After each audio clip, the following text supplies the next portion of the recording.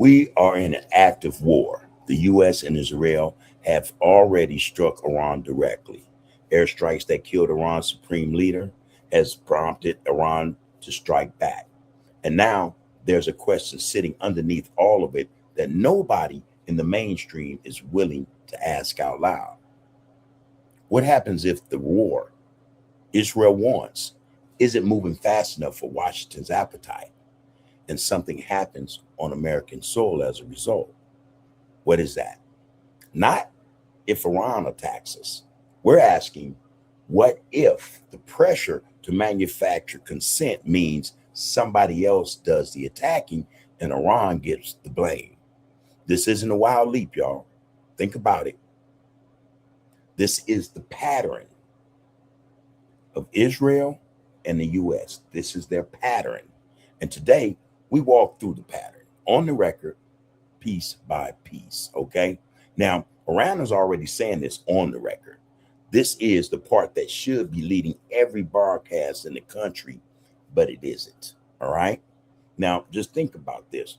Iran, well, there was that false flag warning that there will be submarines coming up out of the Pacific Ocean along the coast of California, launching drones at U.S. citizens and cities.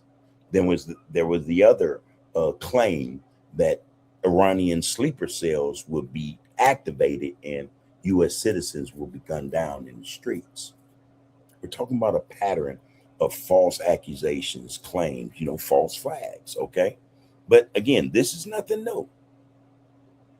This is nothing new. The Tehran Times reported that Iranian intelligence claimed to have uncovered and foiled an Israeli plot to stage an explosion on U.S. soil and pin it on Iran, specifically to manufacture the pretext for direct war between the U.S. and Iran. And we guess here at TAP that Israel would then fall back and watch the thing play out. This is Israel's war. Don't be fooled. It has nothing to do with a nuclear weapon at all. All right. We're talking about specifically what the pattern is. And that pattern, people, that pattern is as old as Netanyahu's issue or gripe with the Middle East. It's an old pattern, very old. But this is what, Iran is saying in terms of, hey, you guys don't be fooled. This is something they're used to doing. This is just like the Iraq War. Weapons of mass destruction that never existed. That was Benjamin Netanyahu. Afghan War, Osama bin Laden. Netanyahu. Now we have Iran. Netanyahu. All right. But anyway, again, Iran says that they learned of this through a third-party nation and alerted U.S. officials. But here's the thing. The U.S. government and mainstream media have offered no real comment on this claim. Silence in this business is data. All right? Don't think it's not. If it were baseless, the easiest thing in the world is a two-line denial from Trump and from the director of national intelligence that is fake news. We didn't get that. The denial hasn't come with any real force, people. But what we do have is the claim from Iran. Now, let's be quite clear about this. Look, Iran ain't no, come on, But, it's like the kiddo calling the pot black, for the U.S. or Israel to say, they're no good. You both got issues, all you up to something, but that's the gist of it, Now, in the interest of being unbiased, this is why I'm saying this, I'm saying, wait a minute, Iran ain't, these squeaky clean people, as far as I know, I'm just going based upon what I've heard, I don't know. But Iran is no better at denying truths than the U.S. However, people, the U.S. and Israel have a more glaring record of obvious motivations to lie. It's just that simple. They have all the reason in the world to tell a lie. And again, the patterns don't lie. This is not the first time that the U.S. would deny or lie about something of this magnitude, nor would Israel. All right. Now, again, we're talking about patterns here. We're talking about things that have occurred and that are occurring at, let's say, not necessarily the discretion, but at the will of those who have motives. You know what I mean? Who have motives. And one of the motives, again, are I think more than anything, it's about power and control. It's about power and control. It's about hegemony. You know, that's what I think it's about. And I don't doubt it for a minute that that's what it is. Now, again, we're going to stick to the pattern, okay? The pattern is what we should focus on. Operation Northwoods, or Northwoods, excuse me, 1962. Now, this was something that took place by the Joint Chiefs of Staff, who literally drafted and signed off on a plan to stage attacks on Americans, including potentially killing American civilians, and blame it on the Cubans or blame it on Cuba. This is an old pattern, y'all, you know, to justify an invasion. See what they did to Maduro? It's a pattern. It's a pattern. This isn't a theory. This was a real document. This the Northwoods 1962. This again was politicians at work trying to contrive this plot to kill American citizens so that they can invade Cuba and kill Fidel Castro. Fidel Castro. That was the whole plot. That was the whole plot. And again, it's documented. It's declassified. Anybody can go get it. Here it is in your face. All right. It only got killed because President Kennedy personally rejected it. And you know, that probably led up to his you know what? You know what I mean? Probably had something to do with it. Never know. But the blueprint exists. All right.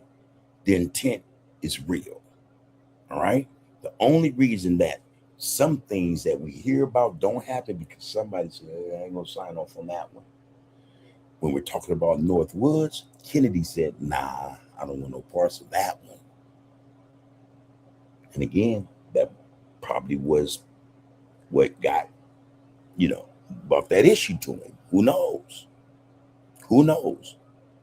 All right. But he, you know, he was the only person, the only man, one man said no to the killing of American citizens on American soil. All right. There that is now. I BS you not, people. I BS you not. Now, that's just one. Again, we're going with patterns. We're going to do it piece by piece because it is something that needs to be understood in terms of how they do things.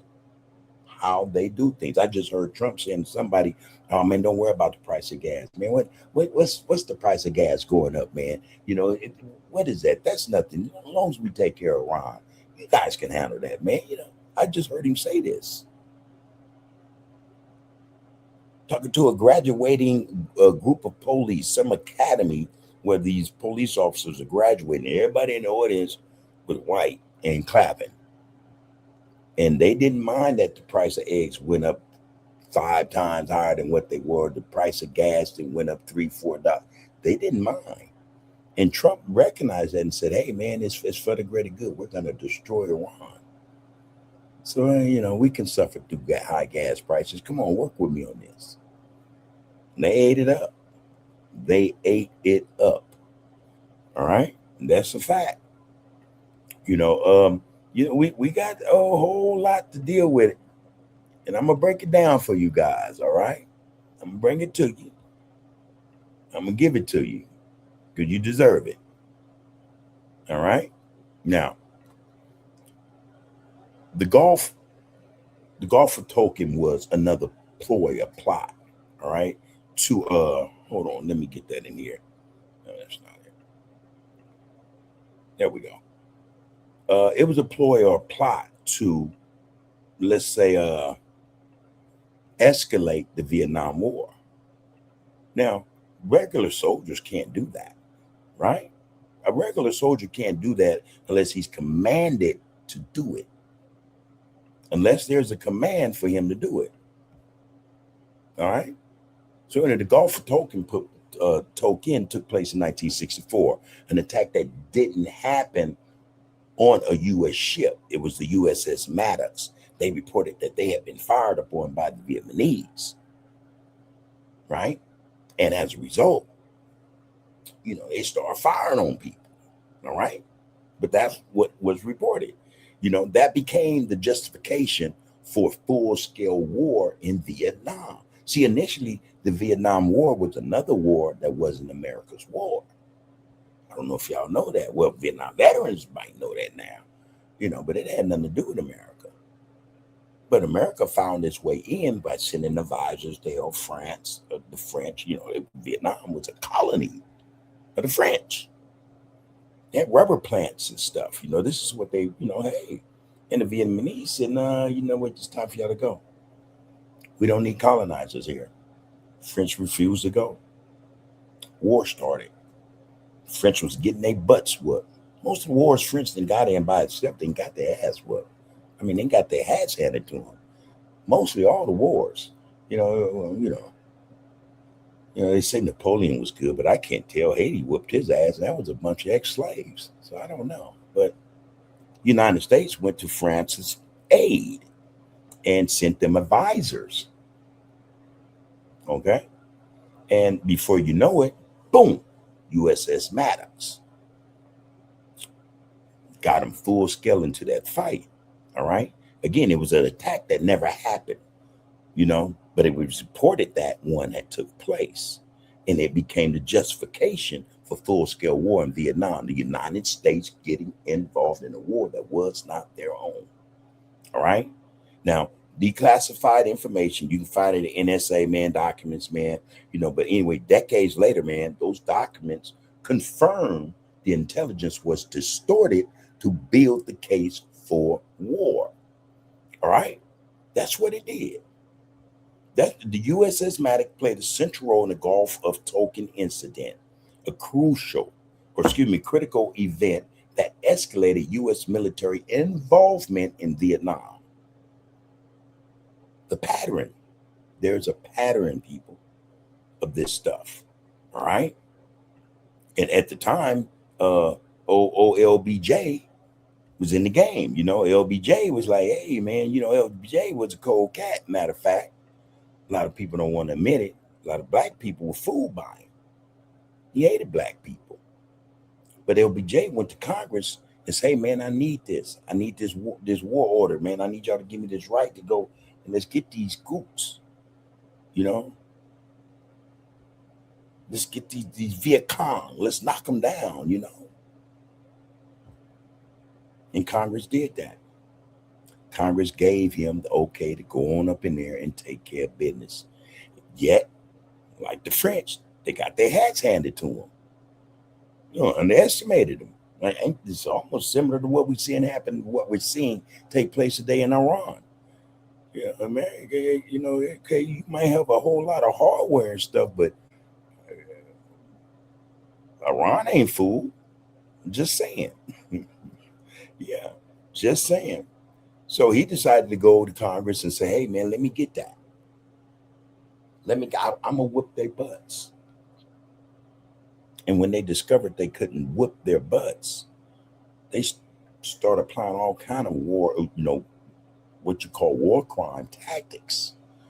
War crime tactics, napalm in whole villages, man, shooting the kids and the women, burning them alive, raping them, murdering them. Didn't matter to them. But the whole country, or half of it, rose up against them, chased them up out of there. And now I think that was LBJ's shame, warmongering, but got kicked up out of Vietnam. All right. Now, again, we're talking about a pattern here, y'all. And this pattern is significant because, like I said, if you pay attention to it, You won't miss it. You can't miss it. You couldn't miss it if you wanted to, because it's right there in your face. All you gotta do is pay attention. So the next one, in terms of this pattern, was the USS Liberty, 1967. 5 years later, an American intelligence ship, clearly marked American, flagged the whole nine, was attacked for over 2 hours by Israeli jets and torpedo boats. 34 American soldiers were murdered, 174 wounded out of a crew of 292, meaning, all right, more than 2/3 of the men aboard were murdered or maimed. Now, this was Israel, the great friend of America. It was a false flag, though. It was a false flag. All right. That's really what it was. Officially ruled, though, by politicians here in the United States as mistaken identity. All right. No congressional investigation was ever conducted or convened. The attack lasted for over 2 hours with multiple waves of jets, torpedo boats, and napalm fired up on that ship.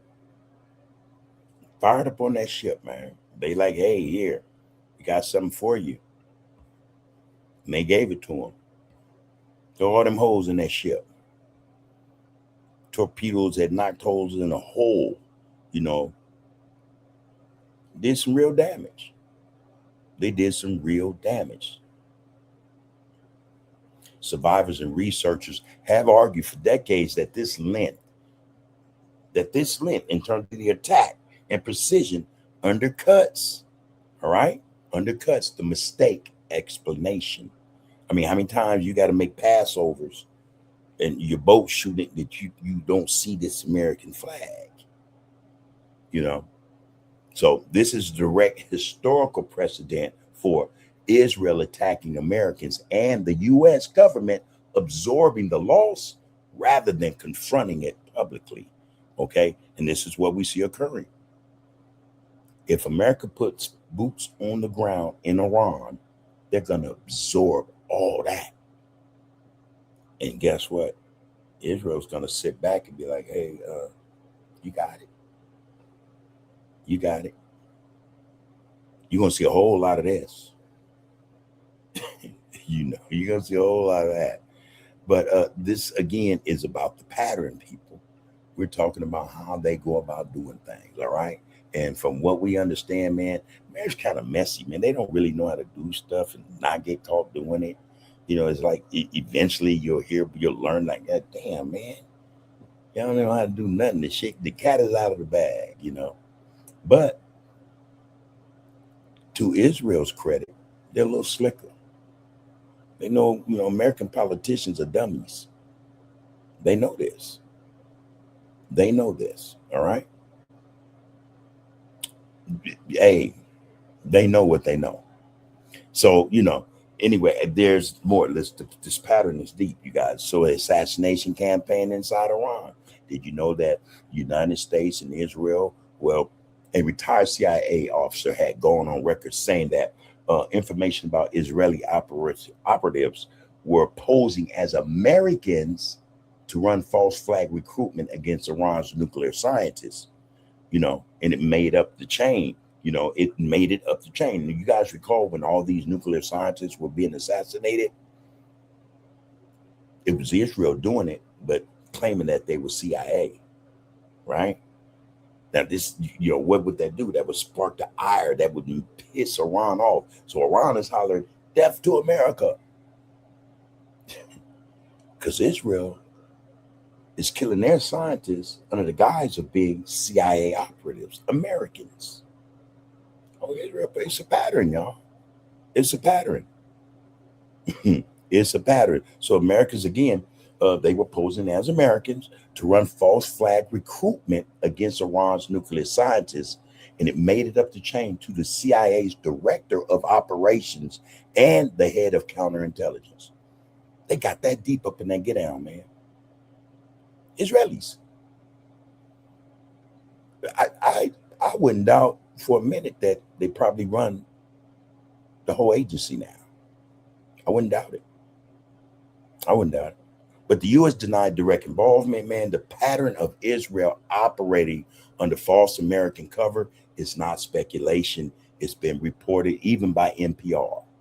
All right? This is what they do. This is what they do. When a state wants a war that the public hasn't consented to yet, the historical playbook is to manufacture the reason. Now we're getting to the good part.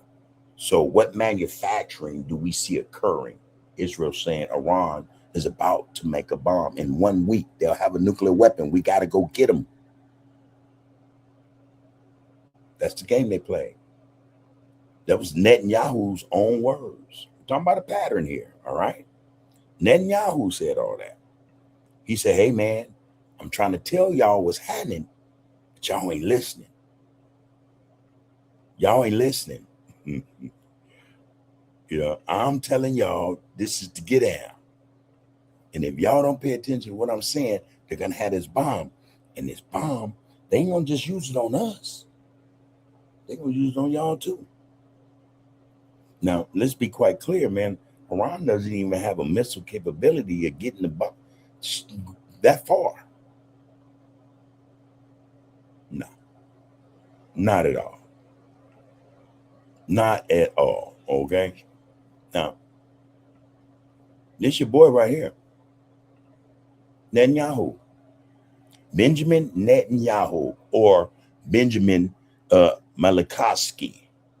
MILEIKOWSKY is not Netanyahu. His European name is Benjamin MILEIKOWSKY. That's his real name. All right. But there he is addressing, this is United Nations right here. This photo. Now, I don't know if any of y'all can remember this. And that's when he got up there and said, hey, man, we pussyfooting because Iran's about to make this bomb.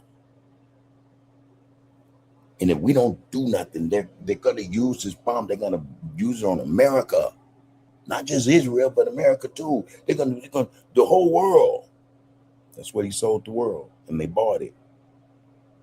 They bought it. That was one of the addresses he made. He'd been to Congress maybe 4 times, spewing lies. This pattern, propaganda, false narratives. It's what they do. All right. But he told American lawmakers that Iran's nuclear program threatens every American city, explicitly folding U.S. cities into the threat calculus, not just Israel. All right. So he didn't, but it's Israel's issue. Israel's issues didn't start over there because Iran started tripping. That's another part of the pattern. They tell us, oh, Israel has a right to exist. Maybe they do, but what about in their own land? What about in Europe? What about? Just saying, don't the Palestinians have a right to exist on their land? But these troubles started because, you have occupiers. You have colonizers. You have people that are on the brink or at the stage of committing genocide on another people over their land. That's what you got. All right. But Netanyahu has repeated across multiple platforms, y'all, multiple, and over decades, that Iran intends to arm terrorist proxies with nuclear weapons. A claim made without Iran possessing one nuclear weapon at all at any time. And this is per standing U.S. intelligence assessments. They're saying this. The U.S. intelligence, apparatus saying, what the hell is he talking about? And they might have some, uranium. There might be, about 60%, but they ain't got no bomb. And Benjamin tell you, yes, they do. Or they don't got it now. They have it in a week. They'll have it in a week. Can't trust them. They're hollering death to America. And all along, it's been alleged, Netanyahu and them are saying that. They're saying that. Death to America. Bleed them dry. We're going to milk them to the utter sacks are empty. I'm just saying, man. I'm just saying, okay? And I don't, I'm just saying what, again, mainstream media ain't saying it. Somebody needs to say it. Netanyahu has repeated, like I said, across multiple platforms, man, and over the decades, man, this lie that Iran intends to arm terrorist proxies with nuclear weapons. This is the same man that said, man, Saddam Hussein had a weapon of mass destruction. All right. This is a claim made without Iran possessing not one nuclear weapon at any time. All right. This is a person who has spent decades building the emotional case for America's skin in his game. That's not conspiracy, y'all. That's his own public record of speeches. All right. In fact, let me give you one of them. There's one right here. Okay. That's why the mobs in Tehran chant death to Israel before they chant death to America. For Iran, Israel is first, America is next. So when Israel fights Hamas, we're fighting Iran. When we fight Hezbollah, we're fighting Iran. When we fight the Houthis, we're fighting Iran. And when we fight Iran, we're fighting the most radical and murderous enemy of the United States of America. And one more thing. When Israel acts to prevent Iran from developing nuclear weapons that could destroy Israel and threaten every American city, every city that you come from, we're not only protecting ourselves, we're protecting you. Okay. That's the propaganda. That's the propaganda. The strategic motive, I would say. You know, why this serves. Here's a motive. It serves Israelis or Israel's hegemony ideology. All right. Israel's stated objective isn't just deterrence, not for Iran. All right. It's region dominance, man. That's what it is in the Middle East. But it requires Iran to either be neutralized or perpetually destabilized. In other words, they want them wiped off the face of the map. This Trump didn't come up with that line. That was Benjamin Netanyahu's line. We want to send them back to the Stone Age. We want to obliterate them and take them off the face of the map. That was Netanyahu. Come on. You know, but again, direct boots on the ground or sustained American military commitment accomplishes what Israeli air power alone can't sustain long term. They need the United States to be all in. And again, they need the United States to put the boots on the ground. You know, they need those boots on the ground. Bring them fans out, you know. But, hey, man, a domestic attack on U.S. soil, all BS to the side, man, would be attributed to Iran, you know, is I think the single fastest way to convert American public opinion from watching a war to supporting a war. You know what I mean? Like right now, everybody's like, hey, man, not on my watch, I ain't with that. But let something happen and let the pattern in terms of the pitch of it take form, take shape. Let that narrative and that propaganda hit just right. And everybody that's against Trump will be on Trump's side. So yeah, let's kill him. And the whole time, it wasn't even them. It wasn't even them that did it. See, this is the token, the Tonkin, the Northwoods logic applied to 2026. That's what this is. This is a pattern, man. All right? You guys got to see it. You guys got to see it. It's not that difficult. Stay grounded. All right? Stay grounded. What we're not saying is this, man. We just tell you, hey, just don't come out of a bag. Just stay grounded. What we're not saying, okay? We are not claiming to have proof of an active plot right now. No, that ain't what I'm saying. We're laying out documented precedent, man, plus Iran's own current on record allegation.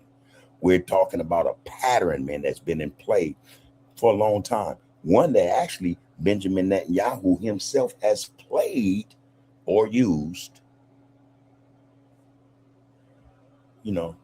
for his benefit on the United States. He's used this thing, man, time and again. All right. The absence of a smoking gun, though, doesn't mean that there's no gun. All right. Or nothing is happening. You know what I mean? Something's always happening behind the scenes, man. But it also doesn't mean something is. All right.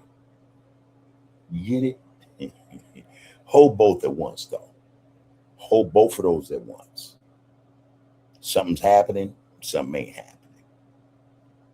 Something could be happening, something probably ain't happening. Hold them both, though. Probably be better for it. But look, opposing view worth naming on air. That's how we look at it. This is just an opposing view of what we see going on. Many analysts, man, argue false flag speculation itself becomes a tool used to muddy real intelligent failures or real Iranian aggression, if that's what you want to call it. I don't recall Iran bombing American schools, killing kids and shit, getting with, Hezbollah or the Houthis and say, okay, then let's send our planes over to America and bomb their schools. Just because we don't like the way they treat their citizens, the blacks or whoever, immigration issues, let's go do that. I ain't seen that kind of aggression. I haven't, and that not every, unexplained event is a conspiracy. You know what I mean? Because sometimes we can't explain something doesn't mean it ain't really happening, that there is actually a conspiracy going on. Again, hold them both, man. You got to hold them both. But skeptics also point out Iran has its own incentive to plant this narrative to preemptively delegitimize any future real attack traced back to Tehran or its proxies. I think that's worth naming so that you, the audience, can weigh it yourselves. All right. But again, come on, y'all. Come on. All right. The lessons of Tonkin, Northwoods, and the Liberty isn't trust nothing. It's when the war drums start beating harder, louder, and faster than the evidence. Ask who benefits from the beat becoming louder and faster. All right. We watch, we verify what we can, we name what we can't. That's just what it is right here on Tapped. All right. You have been tapped in. Take care of yourselves and each other. You can murder a liberator, but you can't murder liberation. You can murder a revolutionary, but you can't murder revolution. And you can murder a freedom fighter, but you can't murder freedom.